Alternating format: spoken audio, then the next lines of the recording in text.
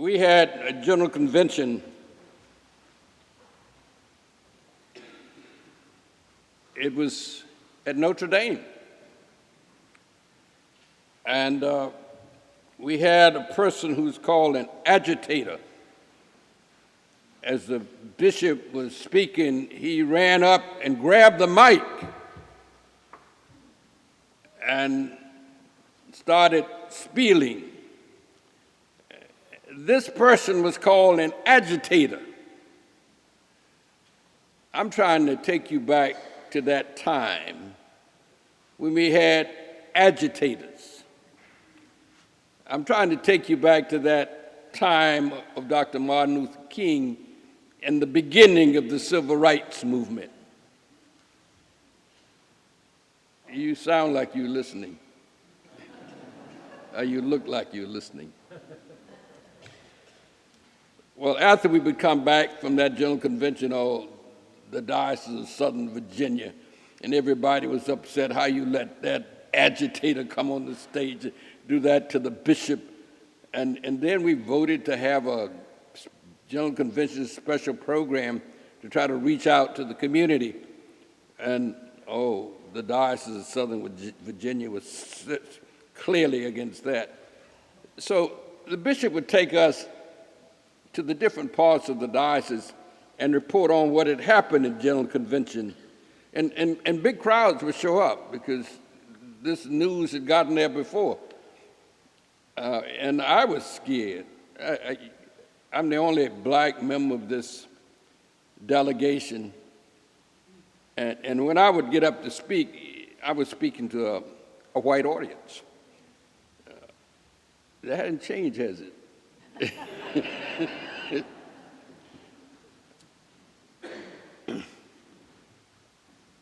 I tried to get their attention and get me more settled into what I would have to say by telling this joke. You see, Dr. King died and went to heaven, and we didn't know anything, was going to happen at that time. And when he got there, he saw all these, in the laundry room, all these white washing machines. I mean, everything was absolutely white. And so Dr. King was disturbed, and the angel knew it, and so the angel went over to Dr. King and said, Dr. King, don't you worry about those white washing machines, because inside every one of those white washing machines is a black agitator.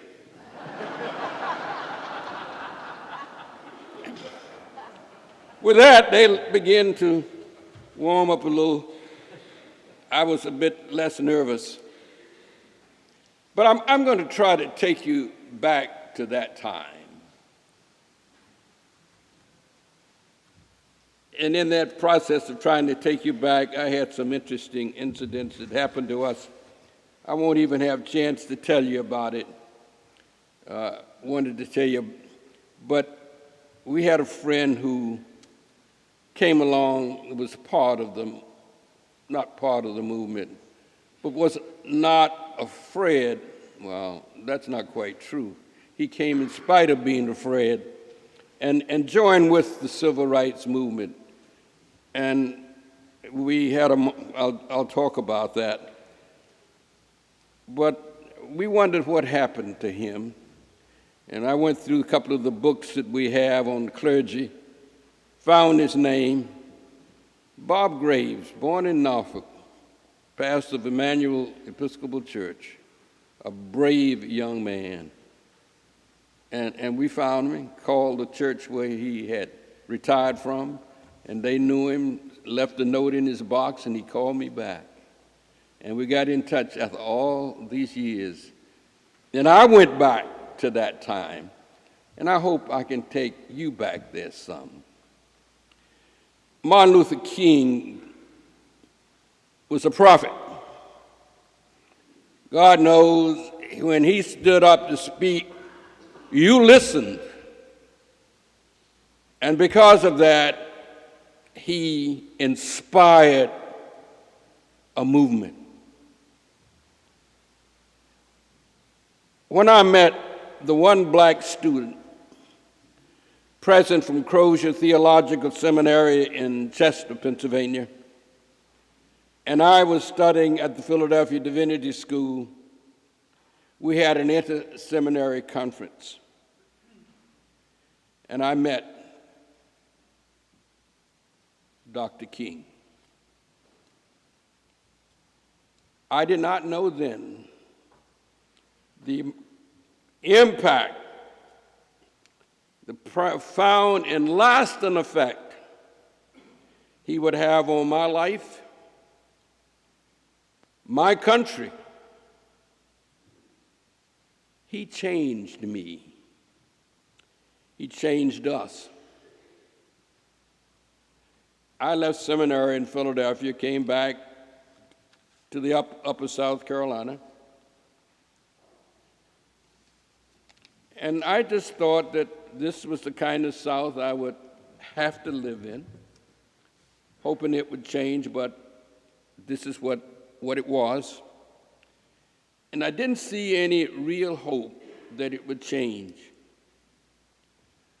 until I had met and known Dr. King. He changed me. He started a nonviolent movement. Turn the other cheek. That's what Jesus said. Those are his words. And that was what Dr. King did. And so with that, I had some marching orders. I could protest nonviolently and help change hope, the South.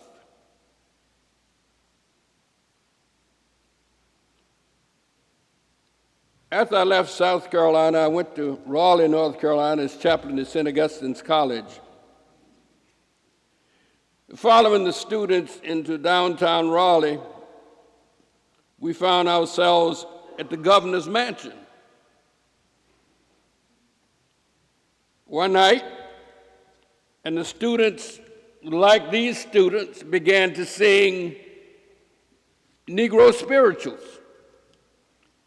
And in the governor's mansion, they came outside on the veranda and listened and were entertained in a sense. My wife said, it's like slavery in a sense,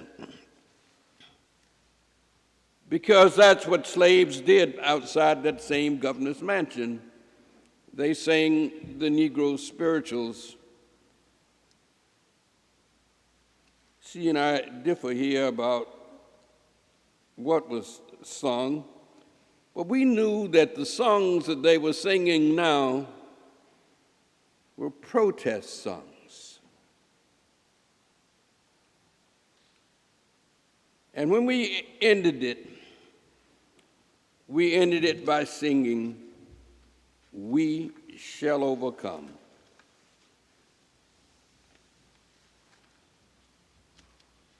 We shall overcome someday.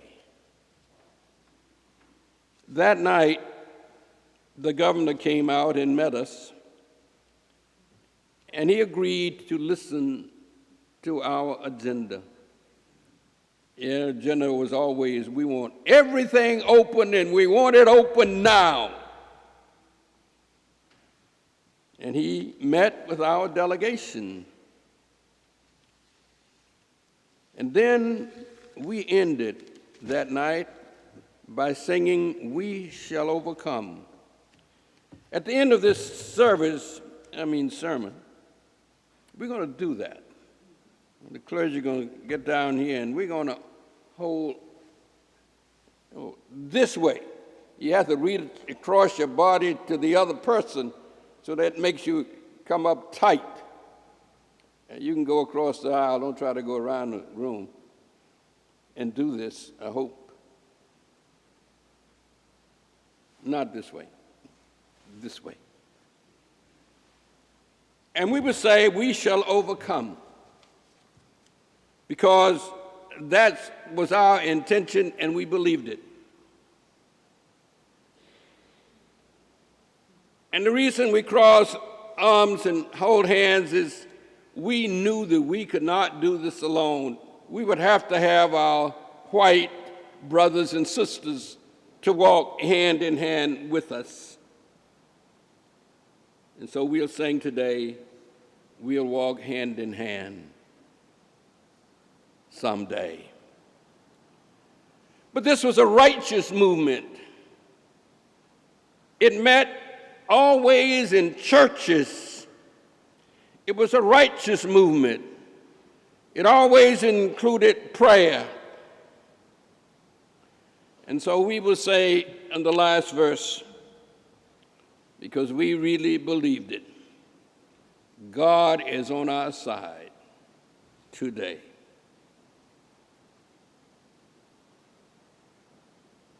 And we'll do that today. And we believe that we had changed. And we believed that the governor of North Carolina would change. Terry Sanford, he did. The movement changed me. It's changed us. The change that took place in me did not stop when I was called to be rector of Grace Church in Norfolk. I came here after going to the March on Washington and heard Dr. King's I Have a Dream speech. I came to Norfolk September 1st, 1963. I had heard Dr. King's speech on August 26. So I came to Norfolk with Dr. King on my mind. Following Dr. King's footsteps, I joined with the clergy associations. The black clergy consisted of the two competing groups, the NAACP and the new kid on the block founded by Dr. King, SCSLC, Southern Christian Leadership Conference. It was headed by our local Baptist minister, Dr. Milton Reed. I also joined the Interracial Clergy Association. But no matter what the organization, I was committed to the civil rights movement. My first venture into action was to go in front of the courthouse, downtown Norfolk,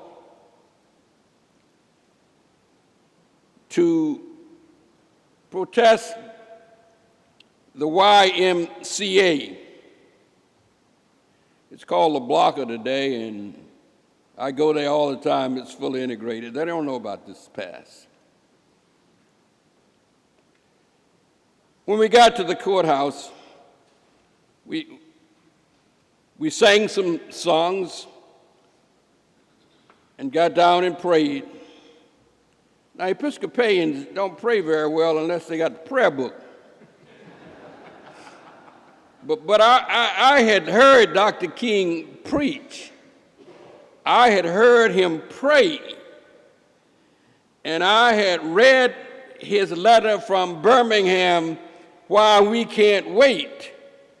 And then I had listened with thousands to his great I Have a Dream speech. I was ready. So when I got down to pray, I could embarrass all the white folk in my surroundings. As I said, how dare you use the word Christian in your name and at the same time deny me entrance into your building? How dare you use the name of Christ and not admit all Christians? I was ready, and I believed I had changed and we changed children. My wife was with me. My daughter was with me. My son was with me. We got pictures of that. We were ready to make things different in the city I had come to.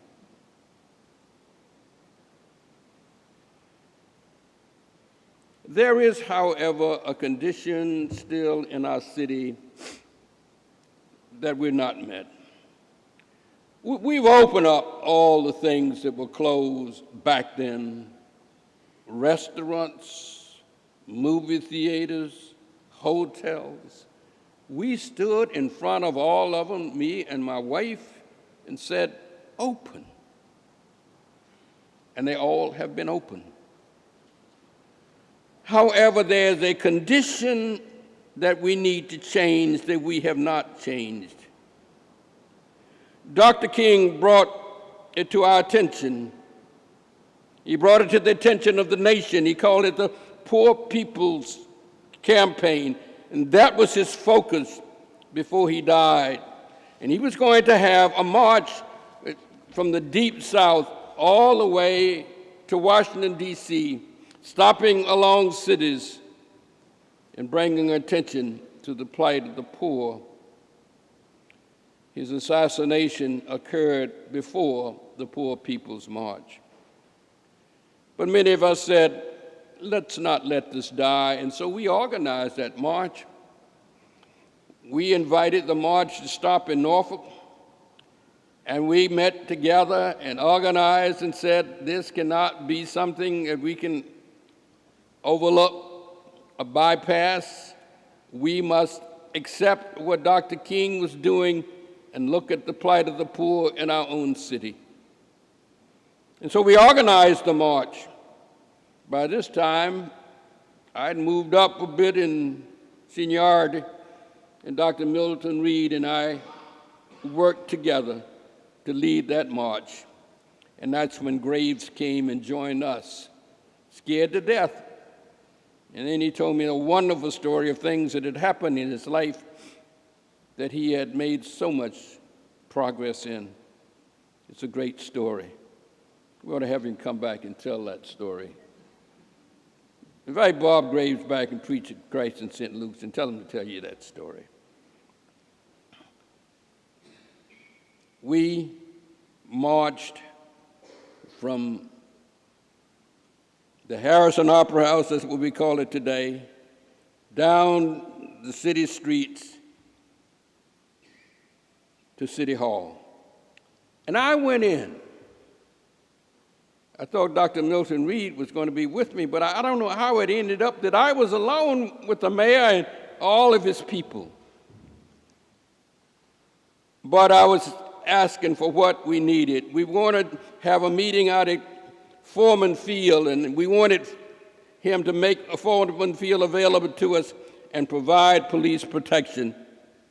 And they did. Things were beginning to change, thank God.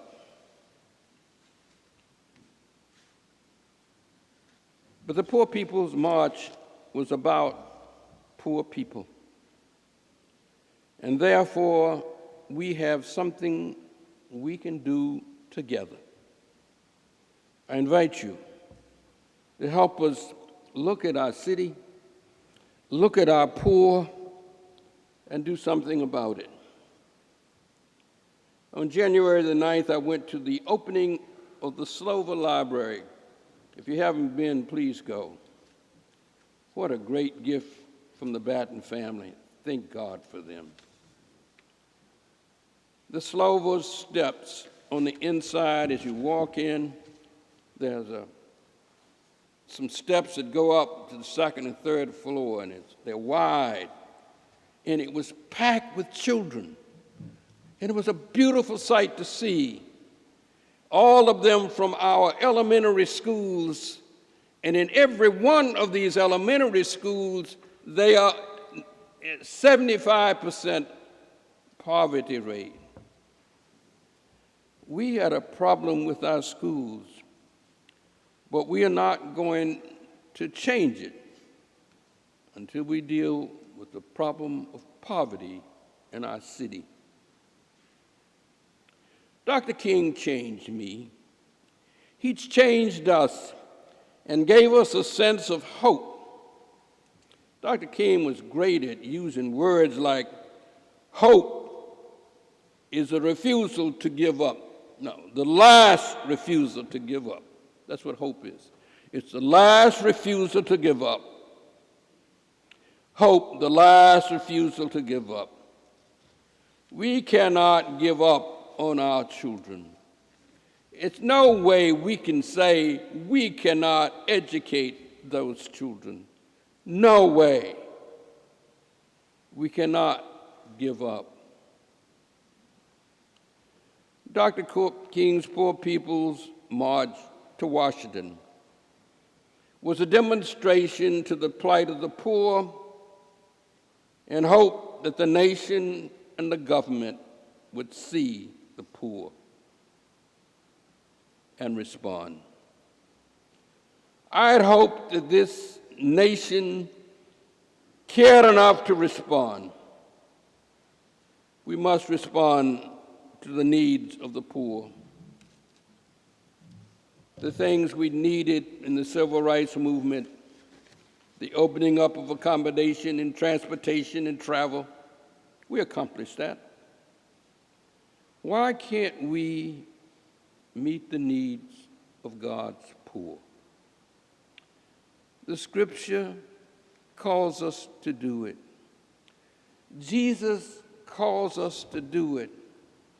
Dr. King was trying to point us in that direction and said we could do it.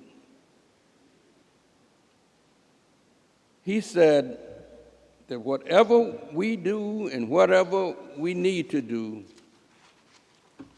we can. And because we can work together, we shall overcome. God bless you.